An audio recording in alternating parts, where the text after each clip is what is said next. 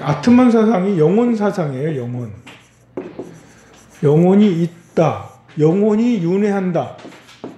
영혼이 돌아서 윤회한다. 그래서 영혼이 이렇게 해서 나중에 뭐 해서 신이 된다. 뭐 이런 거 있잖아요. 윤회하고 또 다른 몸을 받고 또 다른 몸을 받고 또 다른 몸을 받고 이 그 범아이력. 범아이력. 범은 신이거든요. 신과 내가 하나가 된다. 신과의 합일. 이런 게 이제 힌두에서 주장하는 거예요. 나라는 것이 있어서 하늘색이라는 게 있고 신이 있고 내가 있어서 신과 내가 일영 하나가 된다. 라고 그렇게 주장하는 것에 대해서 부처님께서는 아니다. 나라는 것은 없다. 무하다. 영혼이라는 것은 없다. 무하다. 무하다. 영혼은 없다. 라고 그렇게 이야기를 하는데, 지난주도 얘기했잖아요. 영혼이 없다고 해서 영혼 진짜 없다 이런 게 아니라 영혼의 속성이 없다라는, 영혼의 속성이 없다라고 그렇게 이해하시면 돼요. 색즉 시공. 색은 색즉 공이라고 하잖아요. 색은 곧 공이요 공은 곧 색이다 할 때 색은 물질이라고요? 물질, 대상, 우리가 보여지는 물질, 대상. 이것이 공하다. 거기서 공이라는 것이 무할 때 무거든요. 색은 없다 라고 하면 없는 게 아니잖아요. 있잖아요. 여러분들의 속성이 없다. 속성이. 고정된 실체가 없다. 이 말인 거지. 보여지는 것 자체가 없다. 이 말은 아닌 거예요. 그러니까 색은 영혼이라고 할 수도 있어. 색은 영혼이지. 영혼은 곧 공하다라는 게 무한인 거예요. 그러니까 영혼의 속성이 공하다. 근데 이제 힌두에서는 영혼의 실체가 있어서 그러니까 이제 이게 우리가 지금 나라고 하는 이것은 실체가 사실은 없는 거예요. 나라는 건 계속 변할 수 있는 거예요. 요거에 대해서 이제 부처님께서 이렇게 굉장히 중요하게 여기서 무하라고 해서 영혼도 무하다. 영혼이라고 나랑 다른 게 뭐가 있겠어요. 내가 죽으면 몸은 싹 있고 영혼이 있을 거 아니에요. 그래서 윤회를 할 거 아니에요. 그런데 그 현실 세계에서도 나라고 나를 집착을 하면 그러면 이제 이렇게 현실을 제대로 보지 못하고 내 식으로 바라보는 거잖아요. 나는 고정된 실체가 따로 있는 게 아니다. 여러분들이 나를 무시하면 내가 화가 나겠죠. 그러나 여러분들이 나를 무시하는 여러분들도 실체가 따로 있는 게 아니고 나라는 것도 실체가 따로 있는 게 아니어서 여러분들이 나를 무시하면 마음속에 내라고 하는 이것이 착각에 의해서 내가 있다고 여기서 화가 막 나고 화를 막 이렇게 표현을 하고 욕을 하고 그렇게 하는 거죠. 근데 그것은 무하다. 그래서 나라는 것은 따로 있는 게 아니다. 그래서 내가 무시를 당해도 나라는 것은 따로 일어나는 이 마음이 나가 아니다. 라고 잘못된 착각에 의해서 내가 지금 화를 내고 있는 거다. 라고 그렇게 무화가 이제 실제로 생활 속에 무화가 이제 체화가 되면 화가 나지 않는 거죠. 욕심도 나지 않고 집착과 애착에서 벗어날 수가 있고 착각에서 벗어날 수가 있는 거예요. 그래서 현실 세계에서 나를 제대로 봐라. 나를 알아가자 라고 하는 것도 무화로 가는 길인데요. 영혼도 마찬가지라는 거예요. 영혼도 본래의 성향은 무하다. 근데 뭐 윤회에서 인과 이런 것들은 무시할 수 없죠. 우리가 이제 이렇게 비가 오고 눈이 오고 이런 건 어쩔 수 없잖아. 이제 주어진 환경은 환경대로 살아가는 거고 살아가고 있는 가운데 무아 속에 무아인 내가 살아가는 거니까요. 이것들을 이제 효과적으로 활용한 수행법 중에 하나가 공양 올리기. 공양 올린다. 공양이 이제 물질적 공양이 있고 정신적 공양이 있어요. 자, 물질적 공양은 내가 가지고 있는 재산, 물건, 뭐 향 공양을 올려, 초 공양을 올려, 쌀 공양을 올려, 과일 공양을 올려. 이 공양은 나한테 있는 것들을 부처님 전으로 옮기는 거죠. 나한테 있는 돈을 부처님한테 불전함에 옮기는 거예요. 나한테서 빠져나가는 거예요. 그래서 내 안에 있는 재물에 대한 집착을 사라지게 하죠. 물론 꽃공양을 올려서 예뻐지는, 다음 생에 예뻐지세요, 이렇게 할 수는 있는데, 꽃공양을 올리는, 그 과일공양을 올리고 하는 것 근본적인 목적은 내가 가진 물질적 시각을, 물질적 착각에서 벗어나는, 부처님한테 공양 올리면서 물질적 착각에서 벗어나기 위해서 내가 꽃공양, 향공양, 쌀공양을 올리는 거죠. 그런데 이제 대표적으로 이제 쌀은 어떤 성향을 가지고 있고, 꽃은 어떤 성향을 가지고 있고 하기 때문에 그걸 대표적으로 그걸 많이 올리게 됩니다. 정신적 공양이라면 내 번뇌, 선행, 내 번뇌, 마음속에 108가지 마음, 108가지 마음을 부처님한테 올린다 라고 할 수 있습니다. 생활 속에서 뭐 여러분들 초공양, 쌀공양 많이 올리세요. 생각날 때마다.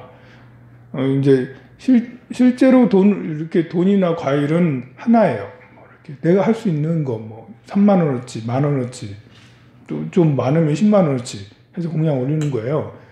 그런데 마음으로는 다 올리는 거예요. 다 올리는 거.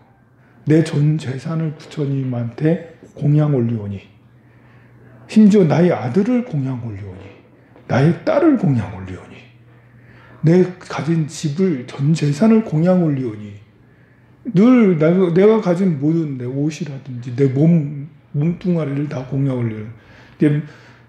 실제로는 그렇게 하지 못하잖아요. 근데 사실도 실제로도 그렇게 하는 것이 이제 대발심을 낸 자가 그렇게 하죠.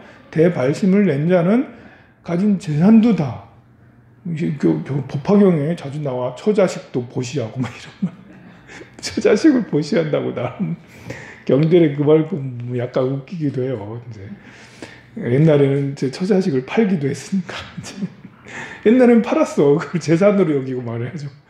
근데 지금은 그건 아니니까. 그래서 처자식을 공양을 올리고, 누구를 공양 올리고, 종들을 공양 올리고, 뭐 이렇게 나오는데, 이렇게, 그걸 다 못하니까, 이제 일부 1,000원 해가지고, 이렇게, 1,000원 올릴 때 나의 모든 걸 올리오니, 이렇게 마음을 가져야 되는 거죠. 공양 올릴 때 여러분들이. 더 하지 못하면 약간 미안하지만, 부처님 미안해요. 나 밥도 맛있는 거 먹어야 되고요. 좀 재산도 불려가지고 이렇게 좀 골프도 치르고 다녀야 되고요. 부처님 미안해요. 제가 하고 싶은 게 좀 널려 있어가지고 하고 싶은 거 하면서 부처님 믿을게요. 그렇게 하지 뭐 어떡해요, 그죠? 출가할 것도 아닌데. 그렇지만 마음만은 이렇게 언젠가는 그렇게 하겠다. 언젠가는. 우리가 이제 몸이 있을 때나 여러분들 건강도 중요하고 또 돈도 중요해서 이렇게 내 계좌가 뭐 불어나고 또 이제 문서가 불어나고 하는 게 좋은 거지. 그것은 허상에 불과한 것들이고 오래 가지 않아요. 그래서 지금 있을 때나 그걸 좀 탐하고, 그러나 그것이 상황이 바뀌면 아무 쓸모없는 문서나 이런 것들 아무 쓸모없고, 건강 아무 쓸모없어요. 재물도 아무, 상황이 바뀌면 아무 쓸모없어요. 지금 현재 상황에서는 다 필요한 거지. 그렇기 때문에 우리는 늘 준비가 되어 있어야지. 지금 현재 상황에서는 버릴 수 없잖아. 버리면 곧 힘드니까, 맛있는 거 못 먹으니까 이제 그 여러 가지로 힘들어. 그 자기 자존감이 푹 떨어져. 뭐 가진 게 없으면. 그래서 지금은 그래도 부처님한테는 많이 못 드려요. 부처님 1,000원 드릴게요. 1,000원만 부처님 1,000원이지만 절대 1,000원 아니에요. 부처님 1,000원은 제 모든 겁니다라면서. 지금은 이만큼이지만 모든 걸 드리는 거라고 부처님한테. 여기서 부처님한테 모든 걸 드린다고 해서 내가 이렇게 부처님이 사이비 종교의 뭐 이런 거야? 재산을 다 탕진시켜서 부처님한테 돌리기? 그런 게 아니고요.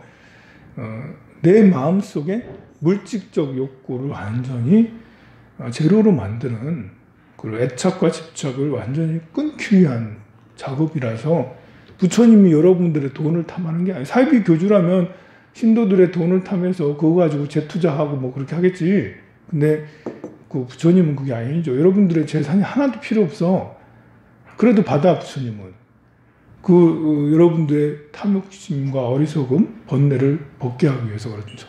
자, 그래서 물질적으로 여러분들의 부처님한테 공양 올리고 정신적으로도 공양 올립니다. 내가 슬픈 마음이 일어나. 부처님 슬픈 마음 가지세요. 부처님께 슬픈 마음을 드리오니 부처님 공양 올립니다. 나의 슬픈 마음. 기쁜 마음도 공양 올립니다. 그리고 탐욕심도 공양 올립니다. 부처님 배고픈데요? 좀 이따 뭐 먹고 싶은데요? 좀 이따 점심 뭐 나올까? 점심 뭐 나올까? 약간 궁금하네.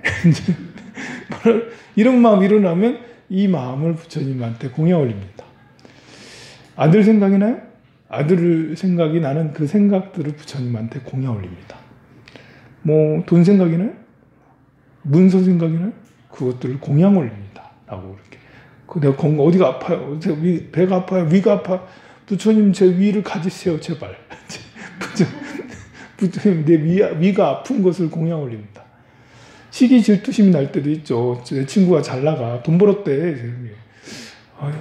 그러면 좀 약간 기분이 찜찜하고 별로잖아. 그러면 그 마음도 공양 올립니다. 뭐 이렇게 뭐 경쟁심, 투기심, 뭐 이런 생각이 일어날 때도 있잖아. 그런 생각들도 부처님한테 공양 올립니다. 그러니까 사실 생각나는 모든 것들을 다 부처님한테 던지는 거죠. 그것이 좋은 생각이든 나쁜 것이든 다 부처님한테 공양 올리죠. 그것이 부처님 수행을 하는데 가장 이제 적합한 방법이죠. 이 방법으로 이렇게 변화되는 이렇게 수행도 있습니다. 그래서 잘못된 착각에서 벗어나게 한다. 무아, 이렇게 고정된 실체가 없다. 무아를 체득하기 위해서 내 마음의 본질을 체득하기 위해서 이렇게 물질적인 것과 정신적인 것을 모두 부처님한테 공양을 올리는 거죠. 여러분들이 공양 올리는 이유를, 이 근본적인 이유를 반드시 이유를 체득하고 알고 있어야 돼요. 그냥 부처님은 저 과일을 좋아하시는가 보다. 부처님은 밥을 좋아하시는가 보다. 부처님은 향을 좋아하시나? 뭐 이런 게 아니고 이렇게 해서 공양을 올리는 겁니다. 중관하게 뭐 여러 가지가 많이 있는데요. 중관은 중도라고 이렇게 생각을 하면 돼요. 234페이지 보면 중도의 두 가지 측면에서 실천적, 사성적 중도 이렇게 나오죠. 중도도 이제 A하고 B하고 중간, A하고 B 사이의 중간을 중도를 하는 거라고 생각하면 잘못된 거죠. A하고 B 사이의 중간이 아니고 어느 것이 더 바른가예요. A가 바르거나 B가 바르거나 A도 바르지 않고 B도 바르지 않으면 택하지 않는 거죠. 바른 것을 택하는 게 중도예요. 바른 거. 중이라는 건 바를 정자를 쓰면 돼요. 바른 걸 택하는 게 중도다. 공은 본질을 얘기하는 거기 때문에 본질적 측면에 다가서서 진리적 측면으로 다가서는 것이 중도라고 할 수 있습니다. 아동센터가 옆에 있는데 아동센터가 이렇게 방학 중에는 벌써 방학했나? 초등학생 방학했어요? 아 그러네. 크리스마스 지나고 1월달이지? 그래 방학이라서 이제 낮에 애들이 와가지고 활동하고 하니까 그래도 저 아이들 소리 듣는 게 그래요. 이제 출산율이 좀 큰일입니다 지금.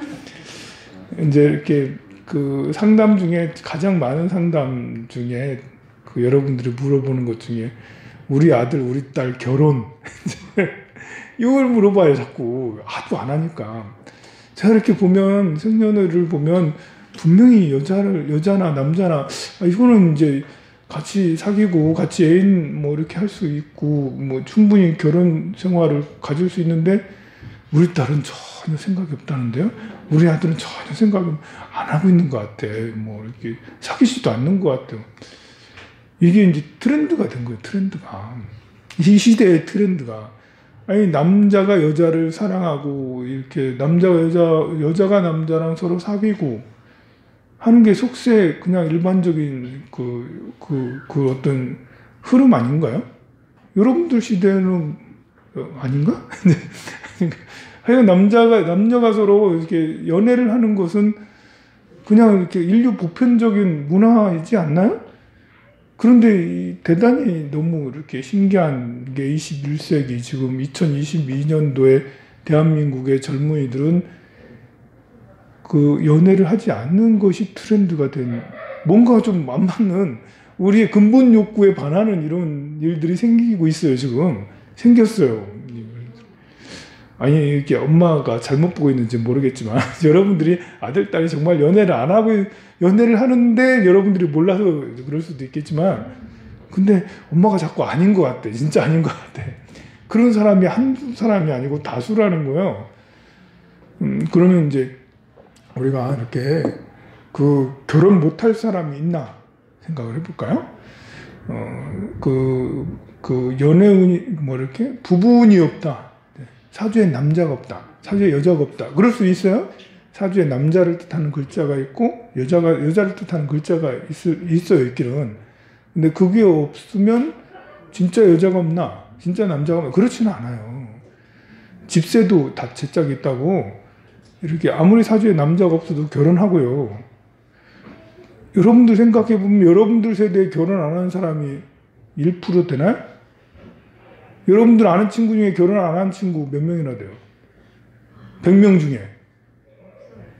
거의 없어요. 해봐야 1명, 2명이라고. 그러면 그 사람들은 결혼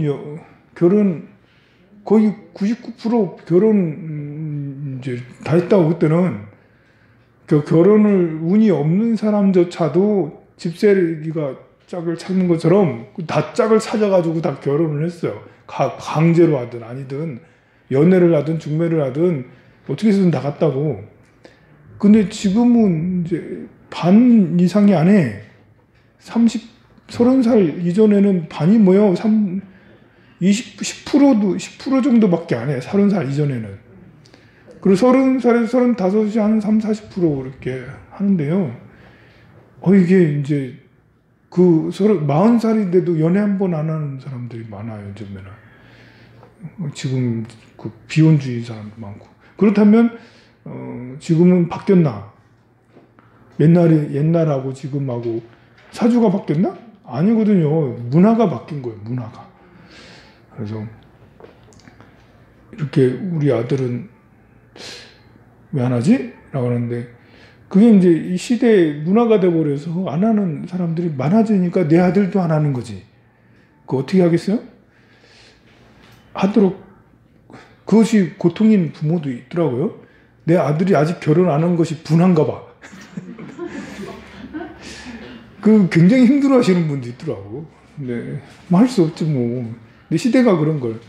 그리고 또 정말 많이 바뀐 것이 피에 대한 이런 것이 정말 많이 바뀌었어요. 내 혈통을 이어야 돼. 이건 완전히 사라진 것 같아. 완전히는 아니지만 거의 사라진 것 같아요. 거의. 내 피를 이어야 된다는 건 박정희 대통령께서 이렇게 하나만 낳아서 둘만 낳아서 하자고 그래서 이제 많이 바뀐 것도 있지만, 그 이후에 경제 발전이 되면서 정말 내 혈통을 이어야 된다는 개념은 2022년 대한민국에서는 거의 사라진 것 같아요. 거의. 이제 여러분 연세보다 조금 더 많은 사람들, 70대인 사람들은 이제 아직도 그런 생각에 차 있는 사람도 있겠지만, 그분들조차도 이제 많이 설득이 돼서, 그분이 30년 전에는 반드시 혈통을 이어야 된다고 막 이렇게 했는데 지금은 뭐 그래도 되나? 이제 그러니까 제사도 이제 제사도 급격하게 싹 조정이 되고 사라지고, 뭐 다음에는 이제 다음 때는 안 내려가는 그런 일들이 생기겠죠. 정말